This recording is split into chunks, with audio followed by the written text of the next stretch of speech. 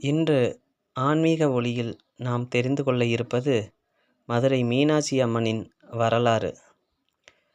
முன்னொரு காலத்தில் மதுரையை மலையத்துவச பாண்டியன் என்ற மன்னன் ஆண்டு வந்தான். அவனது மனைவி காஞ்சனமாலை. நீண்ட நாட்களாக அவர்களுக்கு குழந்தை செல்வம் இல்லை. நாட்டின் அடுத்த வாரிசை எண்ணி வருந்திய மன்னன் இறைவனிடம் வேண்டி பல யாகங்களை செய்தான். இறுதியில் பிரம்மதேவனின் அறிவுரைப்படி புத்திர காமேட்டி யாகம் நடத்தினான். யாக குண்டத்தில் தோன்றிய இளவரசி யாகத்தின் தீப்பிழங்களுக்கு நடுவே ஒரு பேர் அதிசயம் நிகழ்ந்தது. ஒரு பெண் குழந்தையாக குண்டத்திலிருந்து வெளிப்பட்டது. ஆனால் அந்த குழந்தை சாதாரண குழந்தையாக இல்லை. அக்குழந்தைக்கு 3 தனங்கள் இருந்தன. இதை கண்டு மன்னனும் அரசியும் திகைத்தனர்.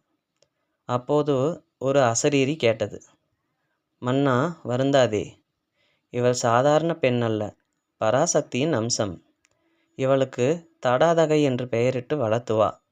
இவள் தனக்கேற்ற மணாளனை சந்திக்கும் போது அந்த 3வது தனம் தானாகவே மறைந்துவிடும் என்று அசரீரி கூறி மறைந்தது. தடாதகை ஒரு இளவரசியாக மட்டும் வளரவில்லை, ஒரு மாவீரராக வளர்ந்தாள். போர்க்கலைகள், யானை ஏற்றம், குதிரை ஏற்றம் என அனைத்திலும் சிறந்து விளங்கினாள். தந்தையின் மறைவுக்கு பிறகு மதுரைக்கு அரசியாக முடிசூடப்பட்டாள். தடாதகையின் ஆட்சியில் மதுரை பொற்காலமாக திகழ்ந்தது. தடாதகை உலகை வெல்ல புறப்பட்டாள், அதாவது திக்விஜயம்.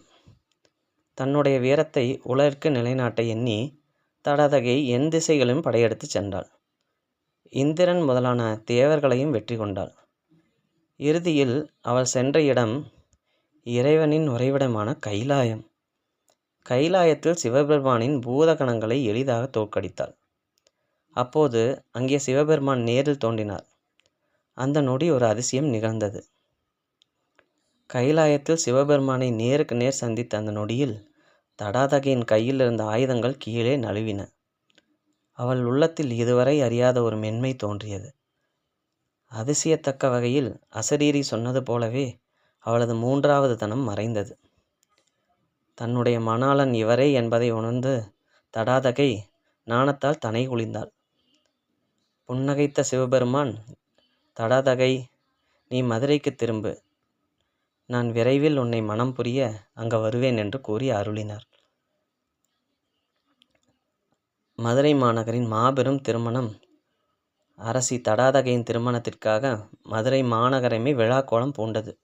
தேவர்களும் ரிஷிகளும் முனிவர்களும் இந்த அதிசய திருமணத்தை காண திரண்டனர்.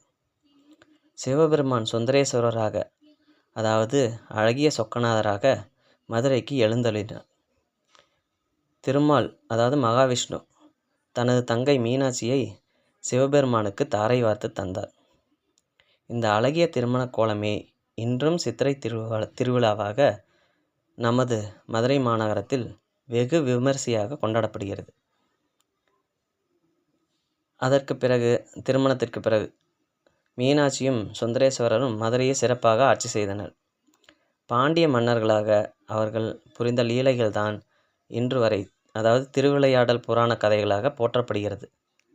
அவர்களுக்கு உக்கரகுமார பாண்டியன், அதாவது முருகப்பெருமானின் அம்சம், உக்கரகுமார பாண்டியன் என்ற மகன் பிறந்தார்.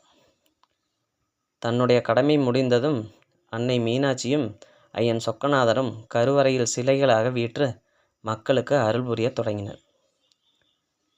மீனாட்சி என்பவர் மீன் போன்ற கண்களை கொண்டவள். மீன் தன் முட்டைகளை தன் பார்வையாலே பாதுகாப்பது போல அன்னை மீனாட்சி மதுரையில் வாழும் மக்களையும் தன்னை நாடி வரும் பக்தர்களையும் தன் அருட்பார்வையால் காக்கிறாள். மீனாட்சி அம்மனின் அருளாட்சி.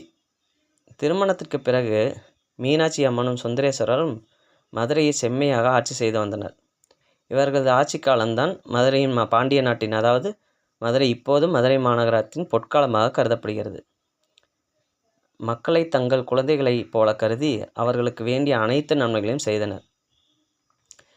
மதுரை மாநகரின் சிறப்பு என்னவென்றால், மீனாட்சி அம்மனின் அருளால் மதுரை மாநகரம் கலை, கலாச்சாரம் மற்றும் கல்வியில் தற்போது வரை சிறந்து விளங்கி வருகிறது.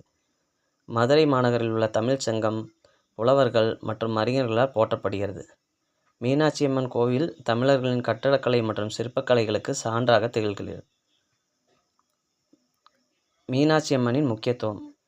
மதுரையில் எப்போதுமே மீனாட்சியம்மனுக்குத்தான் முதல் மரியாதை.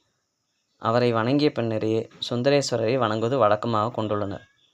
மீனாட்சியம்மன் கோவில் பக்தர்களின் நம்பிக்கையும் பூர்த்தி செய்யும் ஒரு புனித தலமாக இப்போது வரை கருதப்பட்டு வருகிறது.